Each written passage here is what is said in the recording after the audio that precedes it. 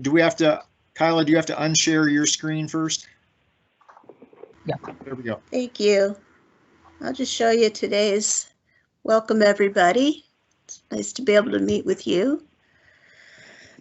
Let me just give you today's picture. Are you able to see a graph on your screen? Yep. Okay, so this graph actually doesn't start until over here on the left, early September. And this is a graph of incidence. And so incidence is, it's how many new cases per day on a 7-day rolling average, adjusted by population. So you can look at an incidence number in a large county like Missoula, and you can compare it to an incidence number in a small, lower population county, and they are comparable because they've been adjusted for population. So that's why we use this measure. And right after school started, we were down at pretty close to 0. And this horizontal line in the shaded area that you see, that is, that shows us the level of incidence that, according to the Global Health Index for COVID, you should not exceed, because as you exceed that, you have a chance for uncontrolled spread. Essentially, you're starting to lose control. So most of the U.S. has pretty much blown that marker. So now, instead of looking at trying to not exceed it, our goal is to try to get back down under it. And so in the fall, you might recall we had quite a spike, and then started descending. And now we're getting these little ups and downs, kind of upticks. And each and every one, we don't know until it goes down if it's going to go down again or if it's going to spike again. So that's what we keep a close eye on. And so even though we have been going down, we keep kind of bursting up and still remain above what the goal is. So relatively much better than we were. And I'll just quickly switch to just another picture. And I know you've got a lot on your agenda, so I'll go fast, give you a minute for questions. We keep track of not only the epidemiological indicators like that daily, and some we keep track of weekly. And the University of Montana actually has their epidemiology faculty serving as our epidemiological unit here in Missoula. So we're very lucky. So you should be seeing kind of a red, yellow, green chart now. Are you all seeing that? If you're not, yell. Not yet.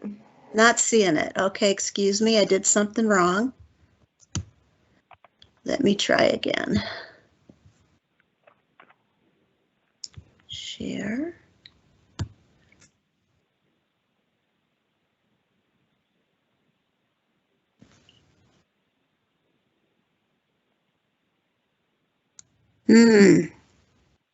Where did it go? Let me scroll down. There we go. Sorry about that. Now can you see it? Yes. Okay. We look at 3 different types of indicators just to kind of see where we're at and how we're coping. Is it still up for you? Oh, good, because it's down for me. All right, here we go. The first ones are epidemiological ones. So just, you know, what we're looking for is we want to go down, right? We don't want to go up. Flattening is good on that curve, but we want to go down. And with this incubation period, we want to go down for 14 days before we can say, wow, we're really descending down. So we're kind of just doing that uptick business.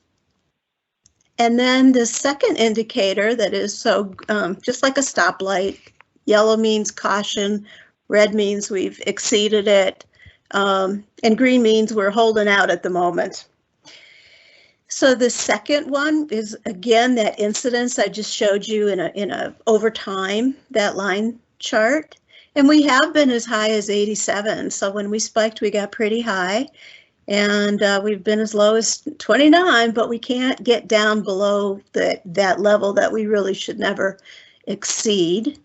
But we're better than we were during the spike. And then we look at how fast it's transmitting among people. Anything below 1 means it's slowing. Anything above 1 means it's growing. And we've been hanging out a little below 1, and just this last week, we went from green to yellow because we're getting up above 1. We look at what percent of our tests are positive. And when we were in the worst part of our spike, as high as 18% of everyone tested was positive. And just recently, as we're starting to come down, we went down below this indicator, which is good. So we've met the goal, and we put a little green marker there just this week. So we'll keep an eye on that. We want to remind people our testing is free. It's open for 7 days a week. And we also have mobile clinics that go out to our outlying communities, many of whom are represented here today. We keep track of how many days between it takes for the number of new cases to double. And just to help this number have a little meaning, when New York City, for example, was hit really hard early on before they knew they had it, case doubling would occur, in 2 to 3 days.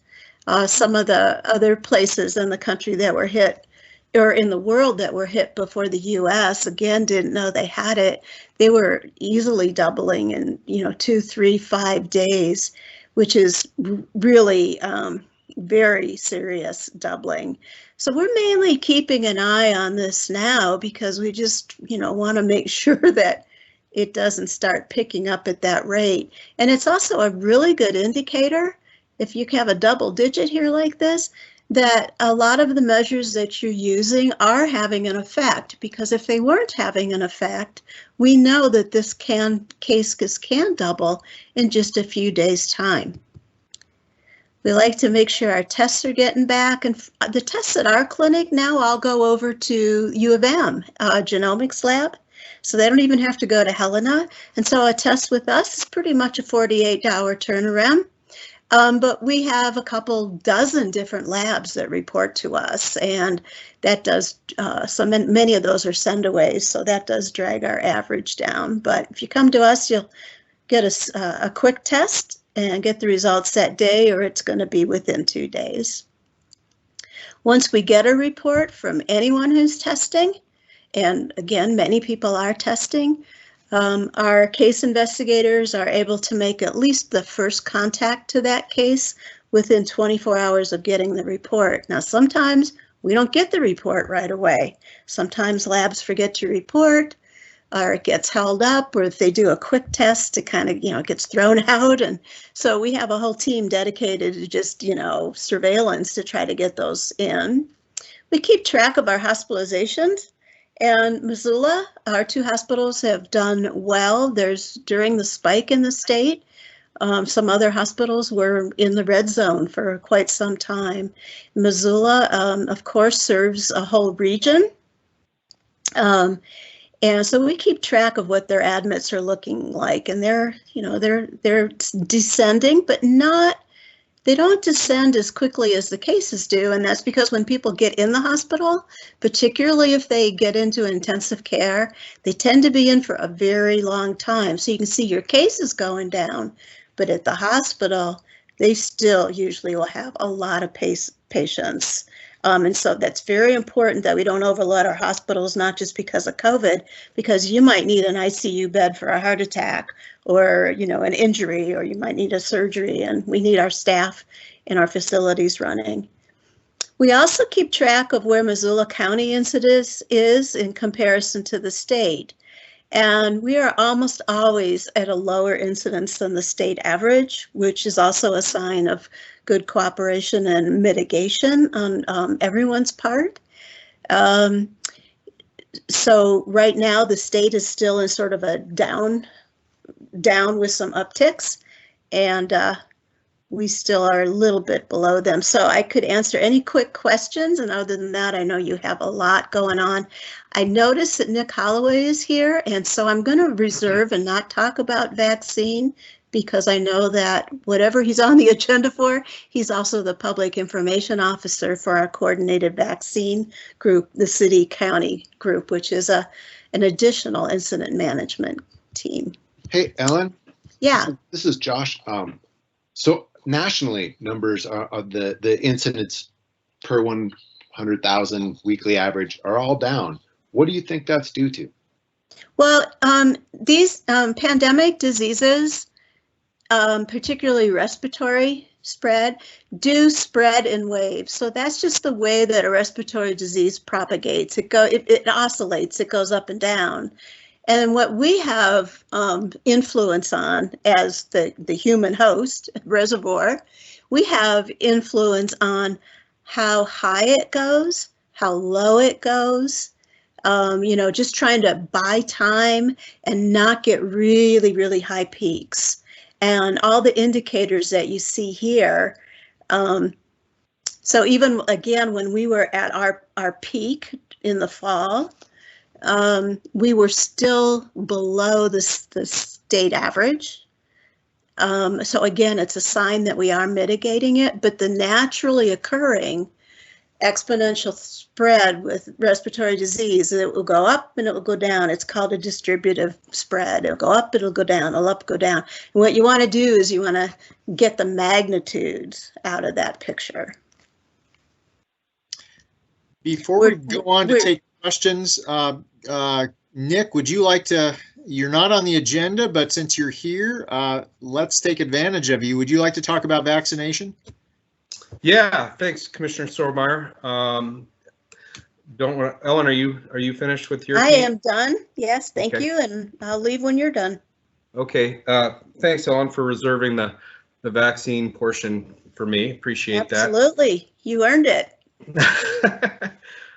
So I'll talk a little bit about what our team is doing. We're partnering with the health department's team and sort of working side by side on this problem, but from different angles. And so our team is really trying to coordinate vaccine providers in and around in Missoula County and bring what is essentially a decentralized distribution system and providing some centralized access to it for the public so they can go to one place and find out what their vaccination options are and just really make it as efficient of a process as possible so we can get people who want to be vaccinated. The limiting factor right now, of course, as we all know, is vaccine supply. So we are building readiness and we are ready to open up some big mass vaccination clinics, but we just don't have the supply to support those yet. What this does give us the opportunity to do is sort of practice at some of that stuff, and that's just what we're doing. So, but with real vaccine. A couple things that we're doing. I'll start with the website, and I'll share my screen and do a walkthrough of our website. So here we go.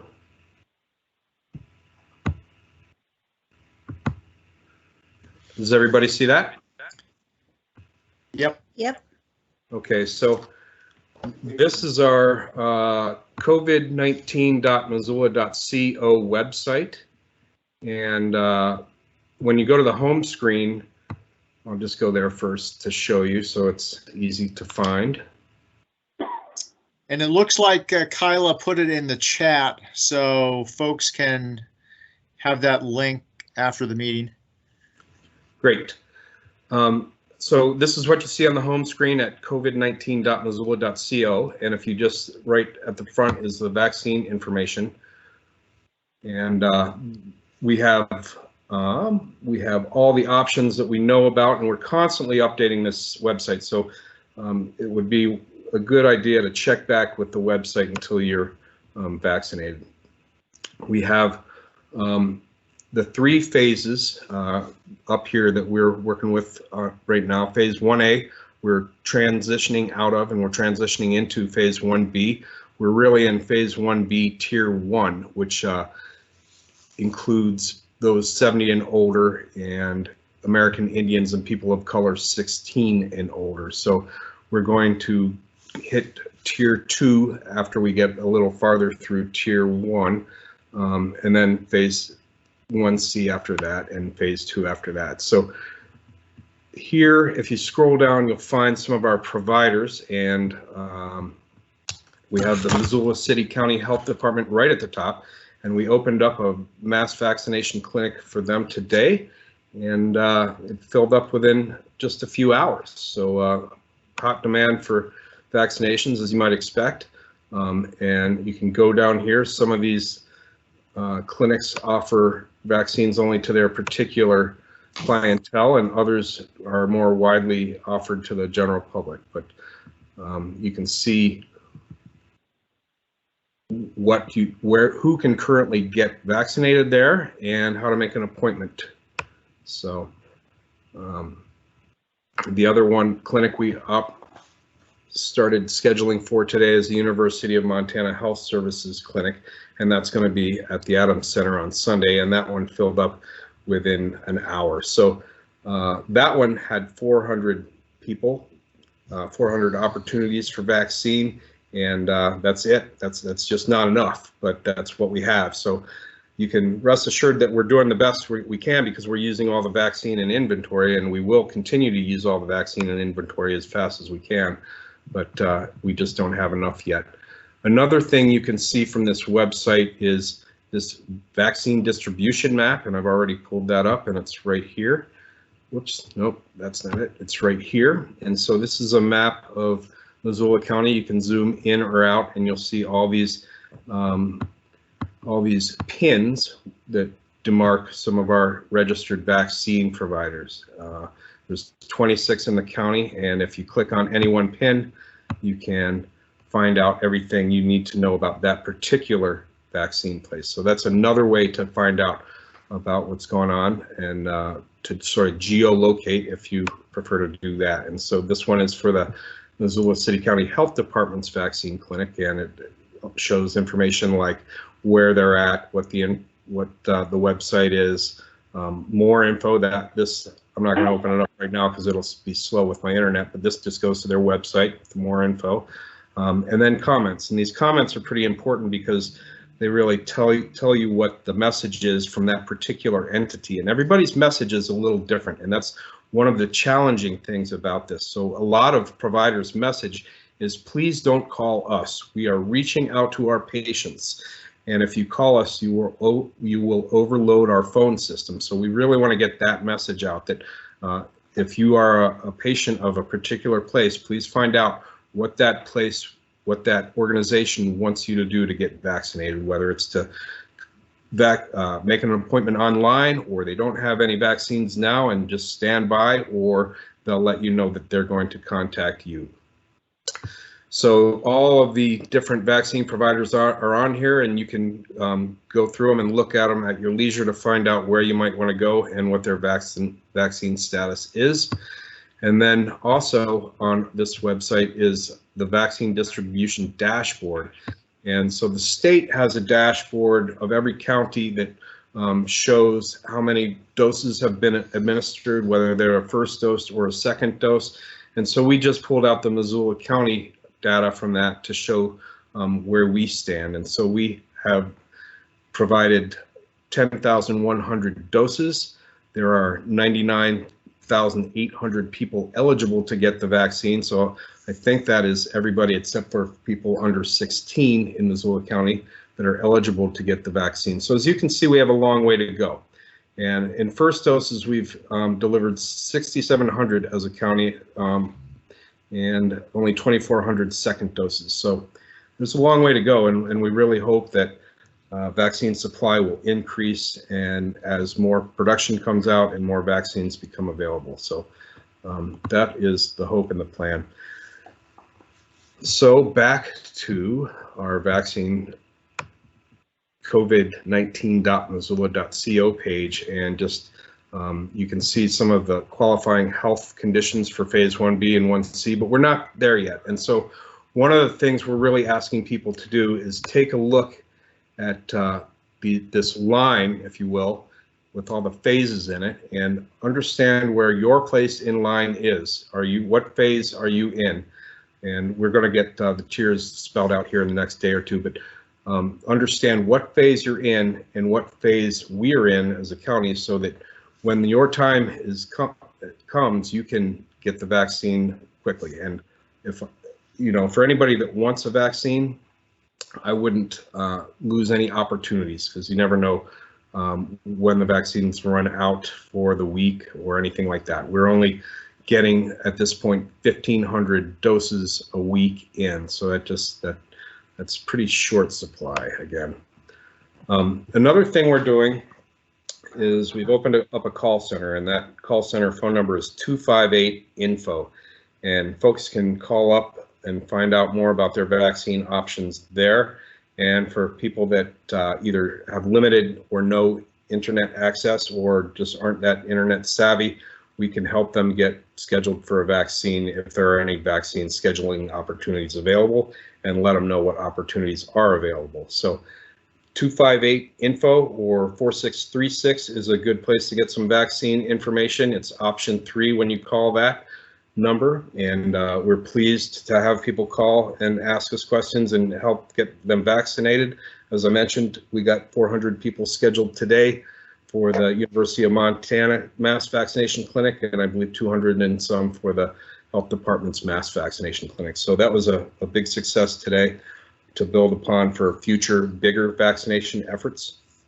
In the last 2 days, we've had 536 people call as of about noon today. So it's been a pretty busy time down there, and that's just for our branch of the call center. The health department branches are getting a lot of calls as well for their particular products, their particular branches of the 258-INFO. So 258-INFO, covid19.missoula.co are 2 places to go. We're also asking people to make sure that they are tuning in to their trusted news sources, local news sources, that they get information from, because we're constantly talking to them and putting out press releases and doing interviews to let people know of other opportunities as well. So hopefully everybody's getting the information, and we will continue to try to get people information. Another way we're getting information out is through community connections, through neighborhood councils, through our COAD members, which stands for Community Organizations Active in Disaster, that we've had up and running in the last 10 or 11 months or so. So they have a big network. Missoula Aging Services has a big network of folks that we're getting information out to.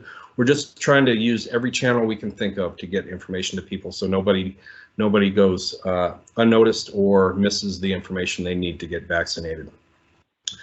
Another thing we're asking is that when people do go to get vaccinated, they have scheduled something at a mass vaccination clinic or one of their healthcare providers, to be prepared when they get there. Not to show up without scheduling something, because that bogs the system down. To make sure they make that scheduled vaccination time, show up 5 or 10 minutes early, bring the information they need to bring, which is your insurance card. Nobody gets charged anything for a vaccine. You don't have to have insurance to get vaccinated. But if you do have an insurance card, the insurance will be charged an administrative fee to help cover the cost of that vaccination. So it's helpful. So bring that insurance card. Again, nobody has any out-of-pocket costs, whether you have insurance or not. Bring your ID and bring the paperwork that comes to you after you schedule that vaccination time. You'll get emailed some paperwork that you can print and bring with you. And I know not everybody has a printer, and there should be printers available, but if you're at all able to print things and be prepared and walk in, that will really make that line move a lot faster, so that we can work the line and get it moving and just keep efficiently moving people through. And that's really the best way to do this. This low amount of vaccine we have now offers us the opportunity to sort of test these systems. But when we get a lot more vaccine, we're going to have a lot more people. And if we can keep that line moving efficiently, that'll be better for everybody. So be prepared when you go to get your vaccine, and be prepared to after you get a vaccine, that's the quickest part. It just takes a few minutes. Be prepared to sit around for 15 minutes. It's required to stay for 15 minutes to make sure that you don't have any adverse reactions. And if you do have an adverse reaction, that help is there for you. So just be prepared to be there for the whole process and be as efficient with yourself as possible so that we can get you through as efficiently as possible. With that, that's all I really have to report today. Thanks for everybody for their patience as we go through this tough time together. We'll get through it and with everybody's help. So thank you. Thanks, Nick. And Nick is with our Office of Emergency Management, if folks don't know. And before we take questions, just a shout out to you, Nick, and your team with OEM, and also Ellen, your folks at the health department. You take a lot of heat, but this is a marathon public health crisis that we've been in, and we absolutely appreciate all of the hard work all of you have been engaged with. So with that, any questions? And if you're using your computer, please activate the raise hand function if you would like to speak. I saw Bert Caldwell's hand momentarily go up. Too late, Bert. Lisa Thomas. Lisa, you're muted. There we go. So I had a question about getting these appointments and hearing that you're filling out 400 spots in an hour. And Right. How do people that work get through? I can't sit and wait, yet I have type 1 diabetes and I'm in the risk group for 1B, but I'm a teacher. I can't just sit on the phone and wait and spend time, looking for things to open up. So what advice do you have for people who are working and trying to get these appointments when they fill up so quickly? How do we get in? Any words of wisdom?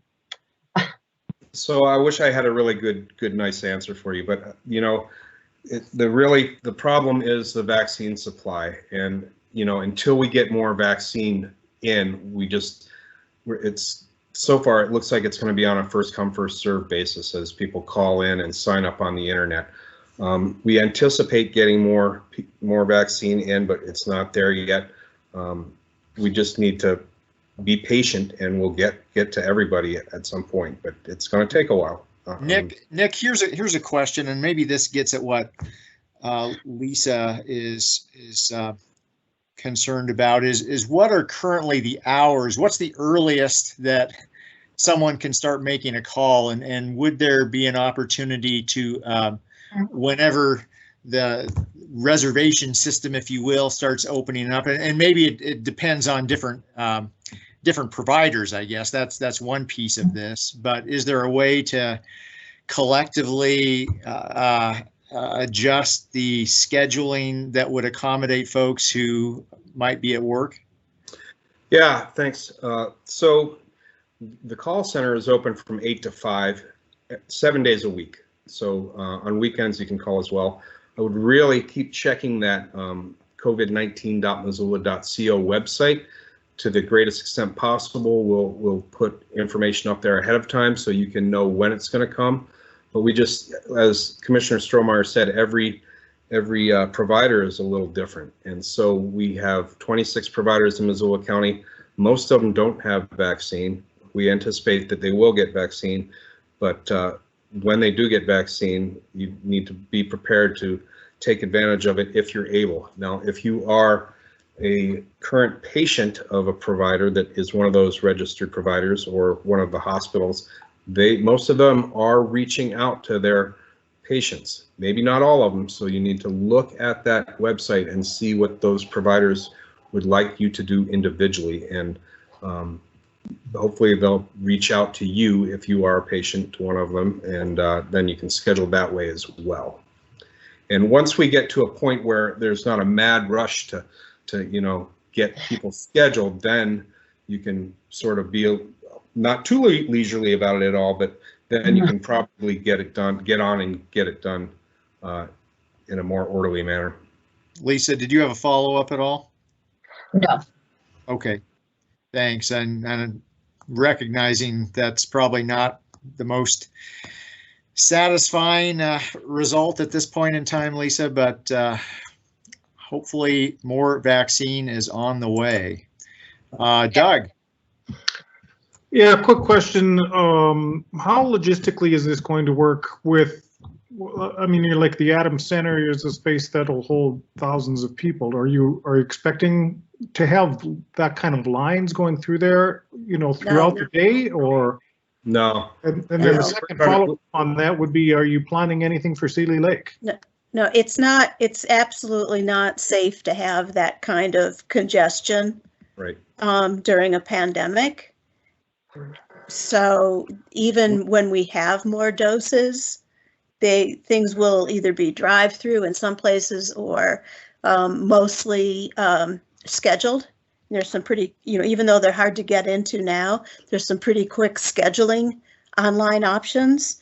And then the way the clinics are set up are, you know, have all the distancing and everything is part of that. So, but for example, when we have more vaccine, you know, how we're operating our testing clinic 7 days a week, and we actually take our van out to go to some of the outlying communities.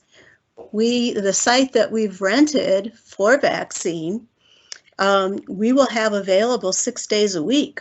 But right now, we just don't have the vaccine to, you know, to put it up, except for we have that quick one tomorrow. And then we will be able to use our van. So the infrastructure is actually out ahead of the vaccine supply in a pretty big way in Missoula. Yeah, it is a big logistical lift, but Ellen's right. The infrastructure is there. We're waiting on vaccine. You know, the whole country is waiting on vaccine, and Missoula is not behind on this at all. As a matter of fact, I had a reporter tell me we were first out of the gate as far as the mass vaccination clinics for Montana. So that's great. Montana is probably about 10th in the nation in terms of its ability to get it out there, but we just need more. We just need supply, and since we won't know sometimes till 48 hours before we can put a clinic up, and we need to staff it and register, unfortunately, that gives you less notice. Yeah. But we will not put a clinic up unless we know we have some doses. We can't, you know, we can't count on them coming. We have to see them. And that's exactly right. The last thing we want to do is schedule people, not have the doses, and then have to call people or contact them some way to cancel them. That's an untenable way to do business. Thanks for those answers. Additional questions from folks?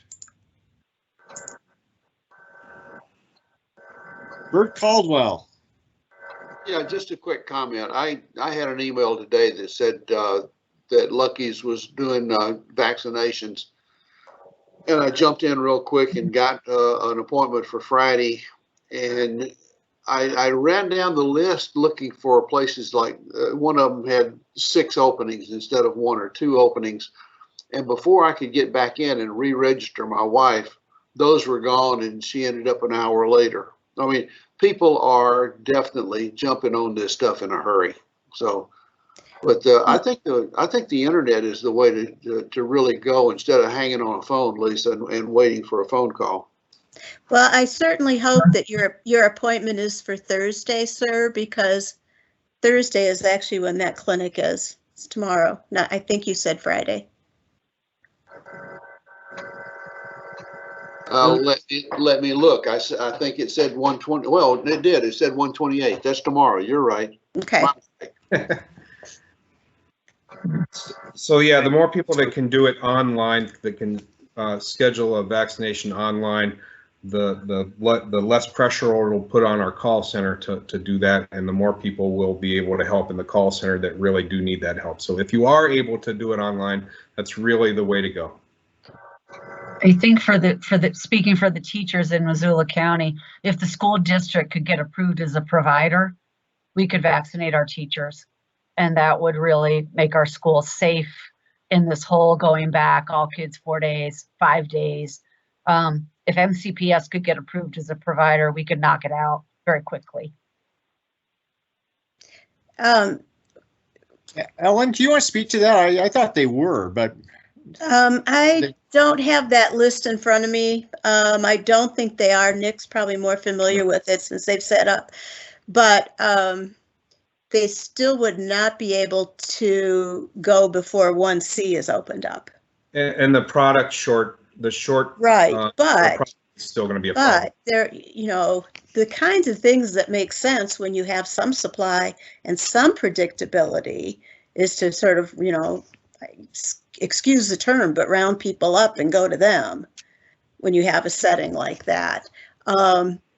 So those are the kinds of things we were thinking of and kind of pre-planning for when 1B and 1C got switched. So that kind of thinking is just not happening right now because we've been scurrying for that switch to the vulnerable population. But yeah, and I've had nothing but great ideas and good support coming from MCPS and their director of health, their nurse and superintendent, just like they're doing with some testing. I don't think that's out of the question, but it's really not on the table right at the moment because the supply is so choked. Yeah. Thanks, Ellen. And before we move on to other agenda items, folks who are on the phone, I don't know if Lee, Tom, or Jerry Dallas are hanging out there and have any questions. I want to give you a chance. Well, this is Tom, and I have no questions right now because I can use the website. Okay, excellent. This is Lee Bridges, and I was able to get online.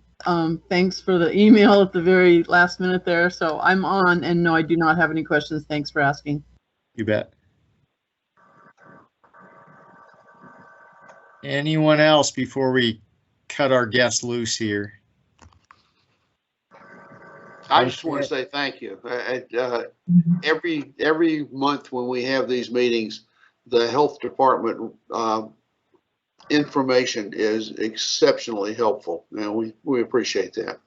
Well, thank you, and we're so glad to have the EOC. They've been helping all along, and I know Dave gave a thanks to all of us and our team, but I think it's important that you know that our elected officials in Missoula County and City have been nothing but supportive with all of these difficult questions, resource issues. And so, you know, it's the whole gang. It's a huge coordinated collaborative effort. Well, thanks, Ellen and Nick, for joining us tonight, and we'll probably plan on having your offices represented at our next all community council meeting also. So thank you. All right, thank you. All right, we will proceed on with our agenda. Our next item is a CAPS annual report update from Lori Heyer. Thank you. Good evening, everybody. I'm Lori Heyer. I'm the office manager with Community and Planning Services. And as some of you may know, and some of you may not, that we as an office usually put together an annual report each year. In previous years, we've done hard copies, and that's not as easy to do this year. I don't think anyone wants to touch anything that's been sitting around someone's office. So we went in a different direction, and I've developed a story map to use as the template for the annual report. And I will share that with you right now.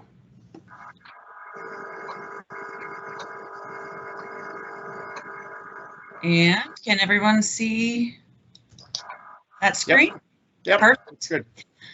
So I worked with each manager from each division within CAPS to put together kind of the content of not only what we had planned on doing for this year before the pandemic, but how we were able to adapt and pivot to what we normally were scheduled to do, as well as things that we had to kind of come up with on the fly to assist our community members.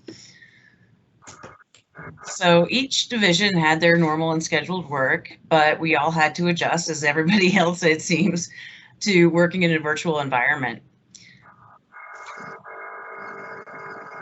So the administrative and outreach part of our department, we just continued to do all of the support that we do for our both our employees and all of the community members that we work with and serve. Pretty much when everything started, we got 25 staff people set up to work from home. We did as much as we could to make online communications and meetings and applications and intake as easy as possible to do digitally. We figured out how to work with online meetings. It was not super easy at first, but obviously we've all gotten a little bit more used to it. Our planning and permitting section.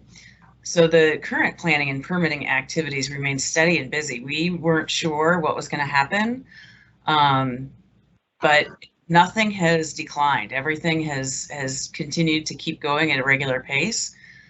And it's just been an interesting activity to see how we can do all this while staffing the information desk. You know, we've had people coming in from 10 to 2 to answer phone calls and emails, and the rest of the time they're working from home. And then we also, the long range planning and implementation division was created, and they really were able to do some pretty significant innovation in their public outreach. If you haven't heard already, I'm not even going to be able to try to say it right, but the formerly known as the Mullin Area Neighborhoods Plan, everything was scheduled to go in real life, in person, and the consultants, in fact, were here in town before everything had to be shut down to meet in person. So what they were able to do online has really caused some interesting national attention from the planning community. So that has been a pretty interesting and successful story for that, as well as adopting a plan, a pretty significant one at that. The parks, trails, and open lands, they provided a lot of opportunities for access for the county's open spaces. But they also needed to make sure that those open spaces and the parks and everything that people were utilizing on a fairly regular and heavy basis were actually being maintained as they should be and continue to be healthy and safe for the users. So they were able to really do a good job with finding ways to fund their partners to keep those maintenance efforts continuing. So you can kind of see some of the work that was done. We did go outside. We had some we had some socially distant meetings, some socially distant field trips. It was an interesting time, definitely, to figure out how to make that work and still be connected and understand what was going on. The grants and community programs were able to continue their always supportive work with the community, but they also managed to shift some of their existing grant funding to address those who were affected more adversely to the pandemic. And I'm sure you've heard of the Emergency Rental Assistance Program. They assisted in the COVID-19 Relief Fund, the Job Retention Fund, all of those things, as well as just doing their regular work of maintaining and managing the county's already very intense grant management. And finally, the sustainability division really did a great job of continuing the efforts to climate ready plan and the city and county's commitment to advancing toward 100% clean electric energy. So I will end up sending out a link to this annual report. And you can take some more time to look through some of the little videos that were created,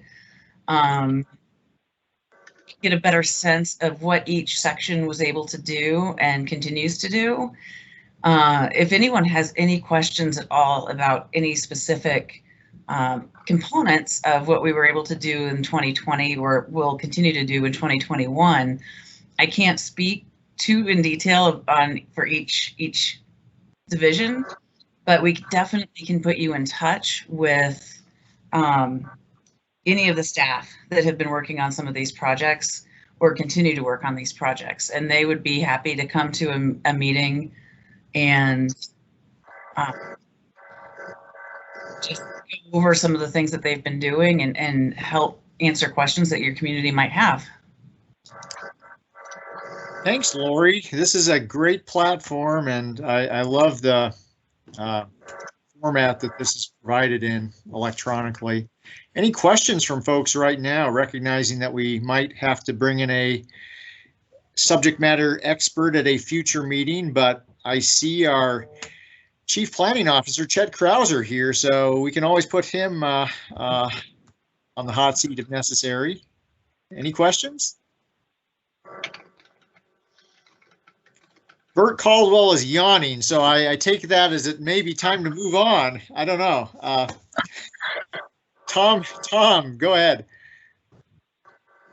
Just real quickly, what is the status of the staff person to specialize in affordable housing? Chet, oh, you go want to ahead. field that? Sure. Yeah, I can jump in real quick. Thanks for the question, Tom. We are actually in the process of interviews for that position right now. We've been doing interviews this week. I think we have one more tomorrow, and so we'll be taking a look and gathering that interview committee after our interviews to figure out some next steps. But I'm underway on the hiring piece, and then I'll also mention that in tandem with the new position, we also have a study that we'll be moving forward with, and the process of selecting a consultant to help us with that.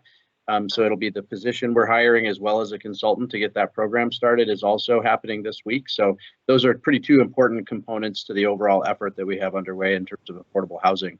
And Tom, because I know you're a Sealy person, the other thing that might be interesting to you or relevant is I did get a contact from a woman in Sealy Lake, and we'll be visiting with her and I think some other folks in Sealy actually who were interested in just visiting a little bit more about where we're at with the program. And we probably won't have a ton of answers, at least this initial conversation, but just a chance to catch up. So something that's happening with folks up in your neck of the woods.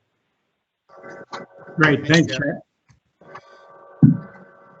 Any other questions for our planning staff and their annual report? Okay. Well, thanks, Lori, and thanks, Chet. All right, well, thank you. You bet. We will move on, and we have one of our deputy county attorneys here, John Hart. He is going to talk a little bit about community councils, elected councils versus advisory boards, or councils as advisory boards. John Hart. Yeah, good evening, everybody. I'm John Hart. I'm a deputy county attorney, but I brought my paralegal with me tonight. My paralegal is Bert Caldwell, and Bert tracked me down earlier today and asked me if he could just give a little background and context first for how this issue came up and how I became involved in answering some questions and providing some information tonight. So, Bert, lawyers hate to yield the floor, but I'm gonna let Bert say a few words first. Mr. Caldwell. Hey, you know how hard it is for me to say a few words, right? But most of the people here representing councils have not been involved in the conversations we've had so far, and I want to give you a quick history of how we got where we are. In mid-April last year, I submitted to BMCC, Bonner Milltown Community Council bylaws to CAPS for some changes we wanted. And about a month or so later, I was informed that CAPS and the commissioners had some concerns about requested changes, and so they wanted to look them over. We resubmitted them. We modified them and resubmitted them. And then as CAPS was reviewing them again, it occurred to them that all community council bylaws were a bit out of date. And so they decided that they wanted to look at a new template and started working on that. Well, the new templates changes were summarized at a commissioners meeting earlier this month. And during that meeting, I asked if there was a request that we had that had been left out. Was it on purpose or accidental? And that request was, we wanted to get an alternate position on our board so that when somebody quit, we didn't run along for 2 or 3 months with a vacancy. I'd rather have a vacancy and an alternate. That brought up, after some conversation, that brought up the fact that most of the people on community councils aren't elected to begin with. They never show up on a ballot. They either are put in by acclamation because nobody's running against them, or they're appointed because somebody quits in the middle of a term. And which, by the way, that was a surprise to Josh. So we had a good conversation there about appointments versus elections. That led us to the question of, since councils are advisory and advisory boards are advisory, what was the difference? And oh, there was a thought too that maybe we could not have an alternate on an elected council. I got with John and we talked, and it turns out that, yeah, we can.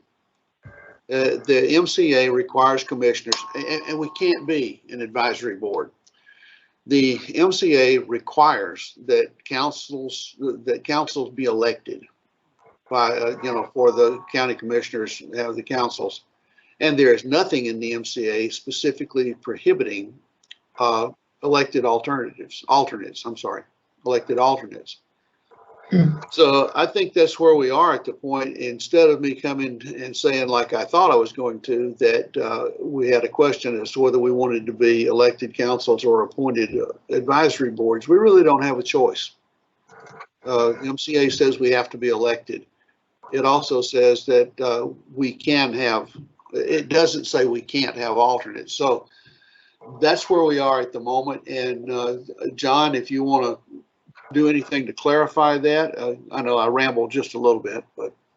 And if anyone's wondering, MCA stands for Montana Code Annotated, which is the compilation of Montana state statutes. John Hart? That was supposed to be a secret. Sorry, Bert. No, Bert's done a nice job of summarizing the state of affairs. Community councils are somewhat unique in the sense that this Montana Code Annotated, which takes up about 3 feet on my bookshelf, has exactly 1 sentence on community councils. And of course, I'm sure all of you are aware of other boards. Some of those are advisory boards. Some of them are boards with greater authority, exist throughout county government. For instance, up in Seeley Lake, they have a cemetery board. Also in Seeley Lake, they have a sewer and water district. Well, the statutes that govern the sewer and water district in Seeley Lake are pages and pages and pages long. All we have for the community council is literally 1 sentence that says that there shall be community councils elected, and they are advisory to the Board of County Commissioners. So that's as much guidance as the legislature has given us on this issue, and that's why our hands are tied in the sense that yes, technically people have to be elected. We all know there hasn't been a contested elections in anybody's memory, but that's the way they have to be nonetheless. And then they're also advisory. But I don't see anything in there that leads me to think that there can't be an alternate elected if that is something that a particular council wants to do. It makes sense to me from a policy standpoint that you have somebody either in sort of an apprentice role, or they, oftentimes there's going to be a council member missing at a particular meeting, and that just helps make sure that there's a quorum. you know, and as Bert said to me, from a practical matter, he goes, I prefer to have at least 5 voices on every single issue that we deliberate on. So so having an alternate makes sense to me. If the council wants to do that, that can be supported in their particular bylaws. Thanks, John. Bert, did you want to follow on that? Yeah, I just wanted to say with all that under the, you know, all that gone by, I would like to request that we have the template modified so that we may, if we so desire, elect an alternate for our councils. Okay, thanks, Bert. Any questions from folks on this or comments? Lee Bridges, are you trying to chime in there? Yeah, I want to say thanks, Bert. I'd like to do that. I'd like to have an alternate on our council. So I'm glad you did the footwork and I could just sit back and reap the rewards of it. Thanks. Damn, isn't that always the case? Well, yeah. That's why I leave you for the spokesman. That's why you're elected. That's why I hired you. You're elected. Okay, Lee, thanks a lot. Additional questions, comments? Yeah. This is Jerry from West Valley Community Council, and you know, we'd be, and Tom can jump in here, we'd be just over the moon if we had an alternate, and just wondering how you get an abundance of council members. Well, Jerry, this is John Hart. We certainly talked about how most councils don't have that luxury, and that's just the reality of the situation. Perhaps, and I don't have any basis to even speculate, but maybe perhaps the role of an alternate is, at least initially, is not as daunting to a community member as a full-blown board member, and that you might be able to entice somebody, but I don't know. I'm just guessing there. It also gives you the ability to recruit all year long.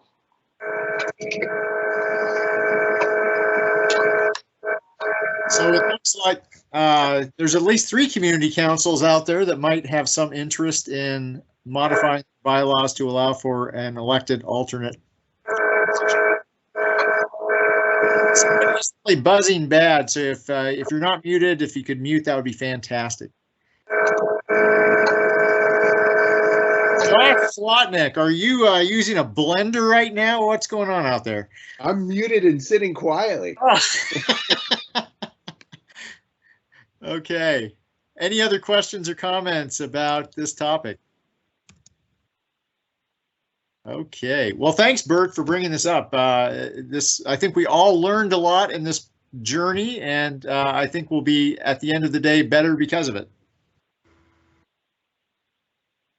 Yeah. Do you think I can have my bylaws in less than a year, before April? We'll work on that. Yeah. Okay. The check is in the mail. Okay. Commissioner Strohmeyer, yes. Deb Bell has a presentation. Would we be able to work her in right now? Oh, absolutely. You know what? Yeah, let's go ahead. Deb Bell. Okay. Thank you. I'm sorry if I cut out at all. Kyla, do you want to go ahead and put my slides up?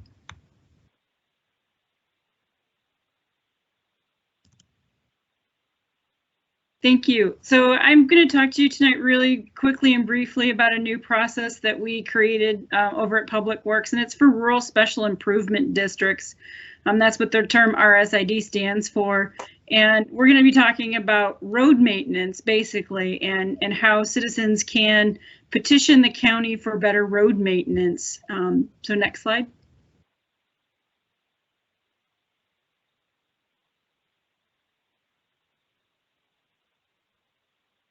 Next slide, Kyla. Thanks. So just, I always try to tout the, can you go back? Sorry. Can you, some of our websites. So helpful ones are our Missoula County Property Information website. If you guys don't or haven't used it, there's the website for it, and it's loaded full of information, everything from road maintenance to where septic systems are located. So it's and then also our Missoula County Public Works website, where all of this information I'm going to give you tonight is actually located. And also, I think Kyla has sent out some of the sheets or some of the packets that go with this presentation for everybody. So hopefully everyone can have all that information at their fingertips. Next slide. So rural special improvement districts, and this is road maintenance. So who's it going to benefit? It's going to benefit the private property owners as well. And it's specifically for road maintenance. It allows for a maintenance agreement and access on those private roads. It's created for Missoula County residents. We put this together last year as a way to assist folks.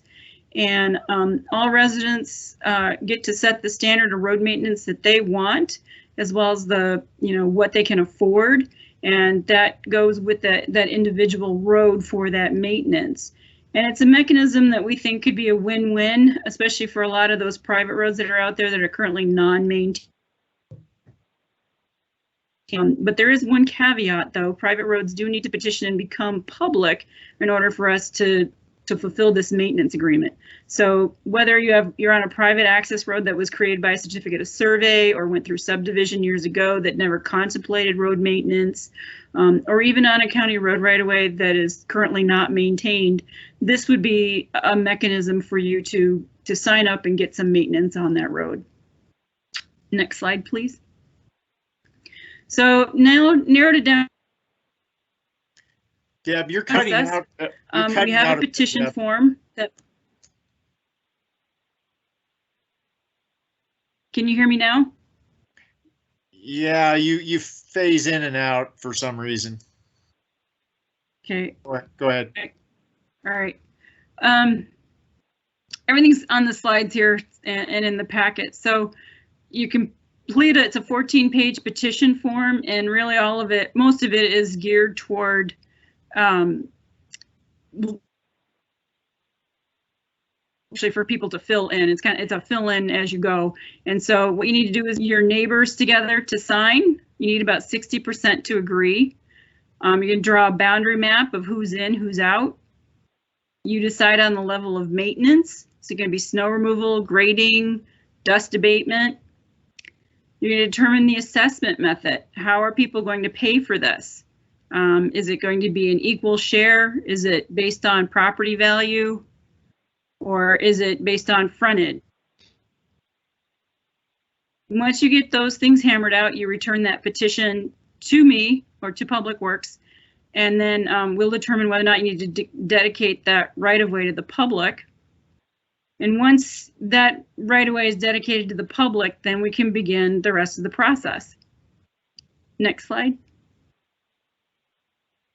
So there's a number of resolutions that need to get created. The first one is the county creates a resolution with the intent to create, and that's a public hearing. The next is the notice of resolution of intent. There's a right to protest. There's a hearing on the protest. So we just go through the classic RSID process, but we do all of this for free at the behest of our citizens. Next slide.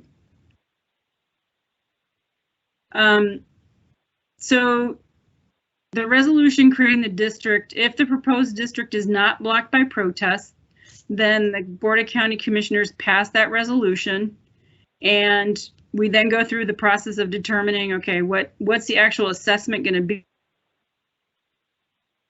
and we put all that together in the third resolution, and then we have their final hearing on that, and then the RSID is created.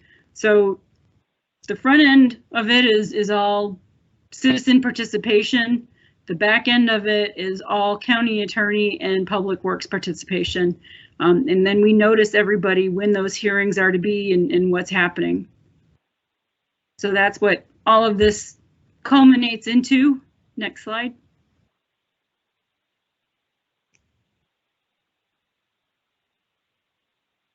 Next slide, Kyla, if you can hear me. So it's, I think you skipped one, but it's all right. So that's kind of in a nutshell. There's also a flow chart that shows the entire process, and I'm happy to entertain any questions. And I apologize. Thanks, Deb. Any questions from folks on this RSID process? Tom.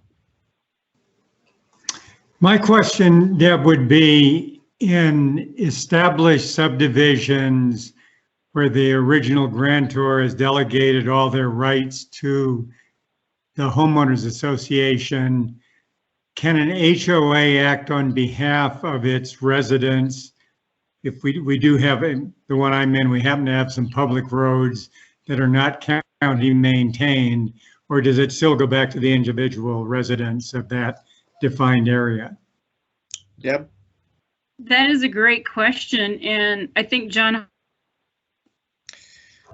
mine, and I will defer to him.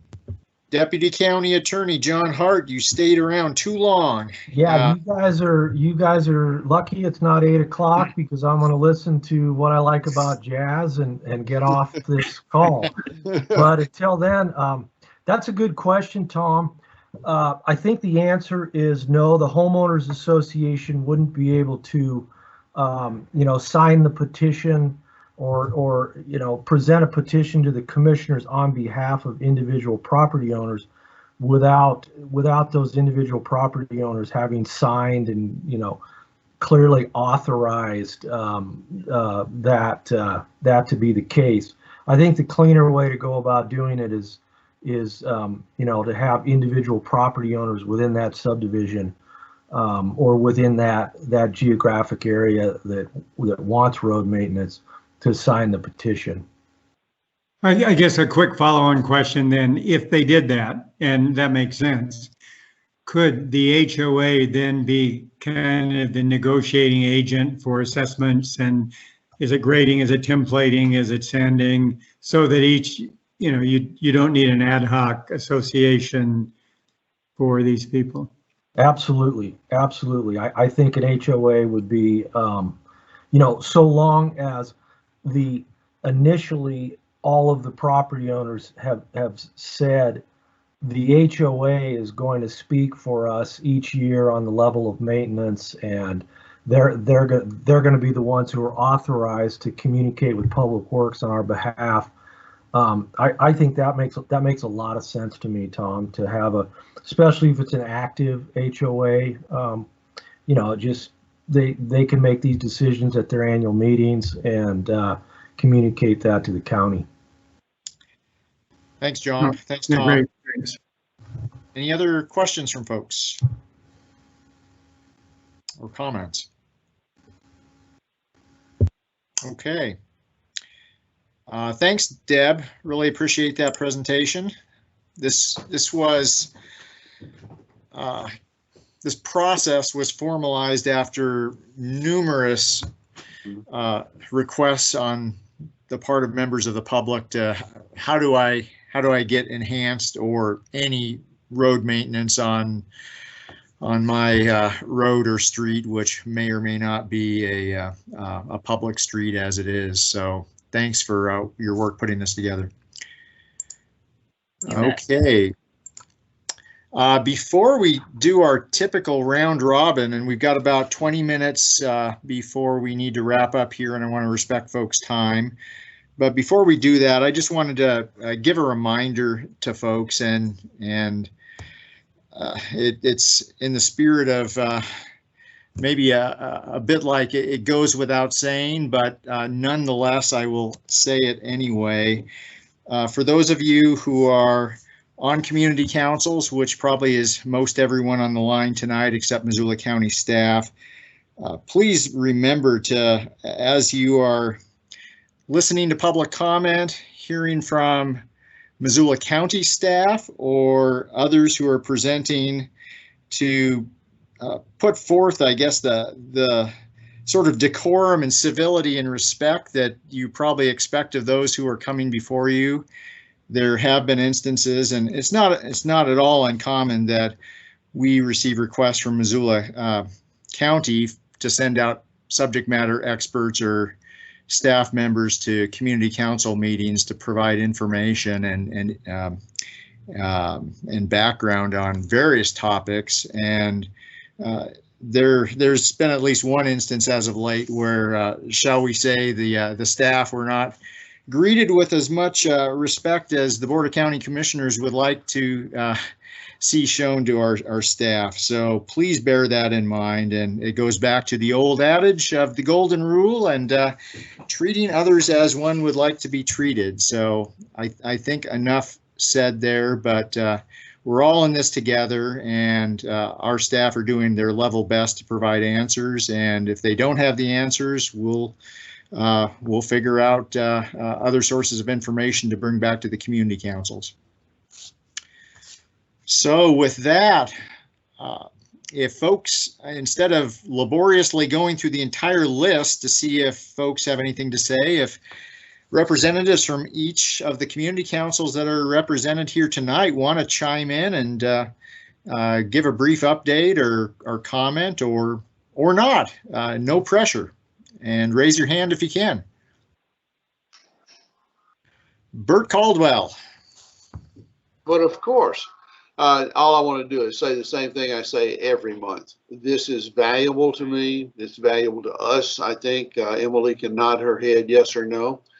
Okay, and I appreciate it. Thanks. This is so much better than once a year. Thanks for saying that, Bert. Thanks, Bert. Other folks.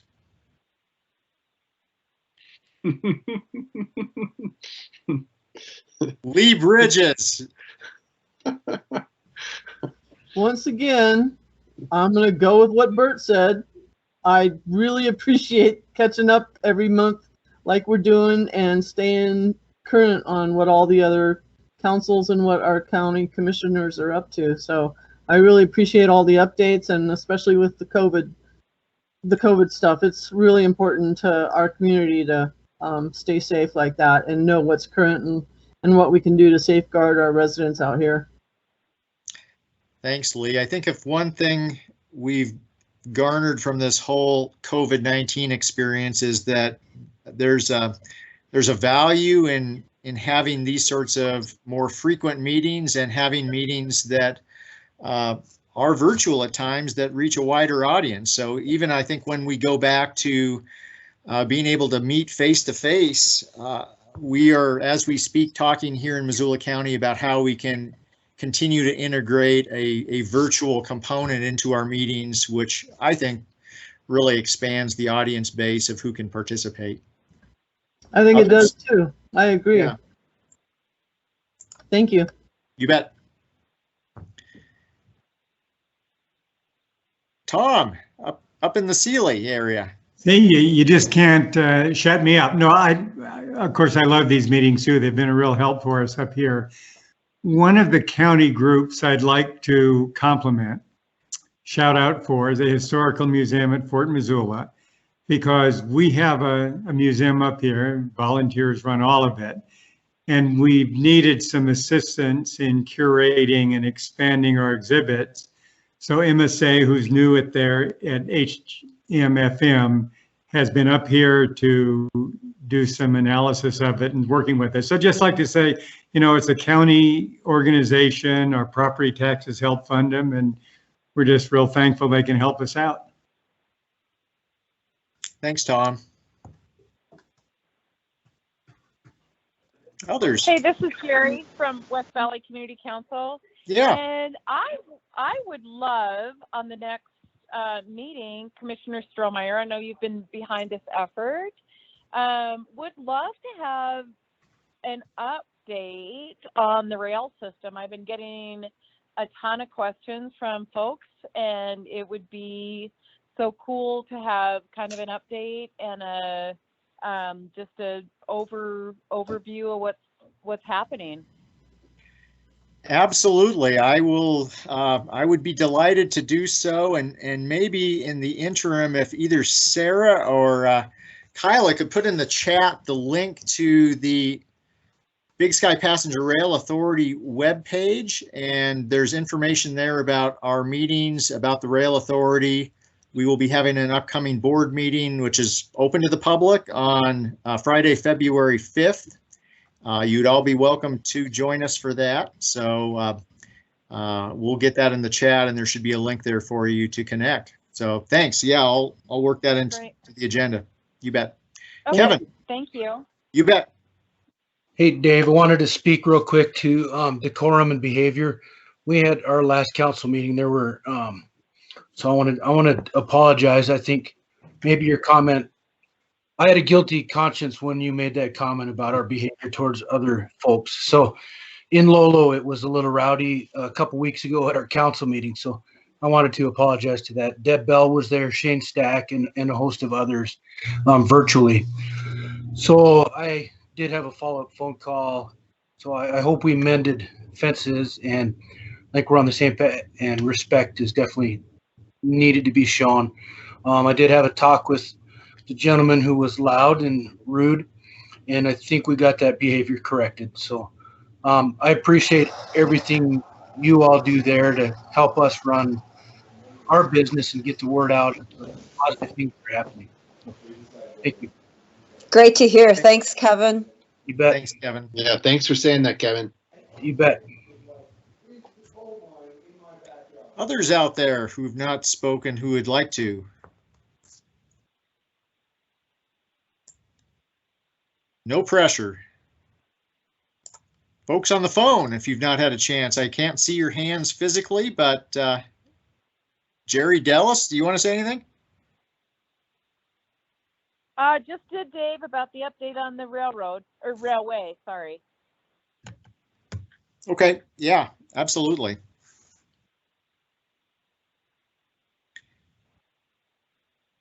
While folks are collecting their thoughts, Josh or Juanita, do you want to chime in with anything? Oh. Juan, do you have something to chime in on? No, not really. Maybe just following up with Kevin. If community council chairs need support or help managing difficult folks, reach out to us, and we can help with that. The only piece I would chime in on, kind of on a different subject, is I'm just thrilled to see the level of attendance we have at these meetings. It's really fantastic. Thank you for that.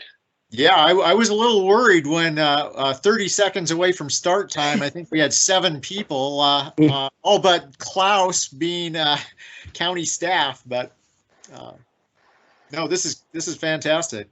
Well, Josh, just so you know, that shows the level that we think this serves. That's great.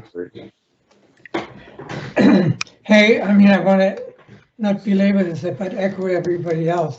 This has been one of the most informative, well-organized meetings of the, not that the others weren't, but this one was particularly good.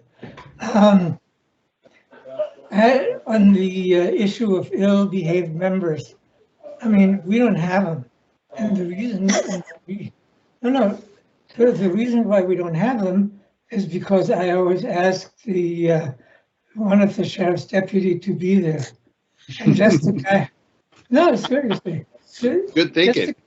Just a guy in a uniform, with a gun, just establishes an atmosphere that says, you got to behave.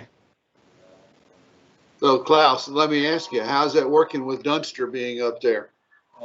With who? Dunster. He's one of your sheriff deputies. He owns the gun shop. Yeah. No problem. Okay. No problem at the meetings for sure. Well, thanks, Klaus. Yeah, thanks, Klaus. Anyone else before we adjourn for tonight?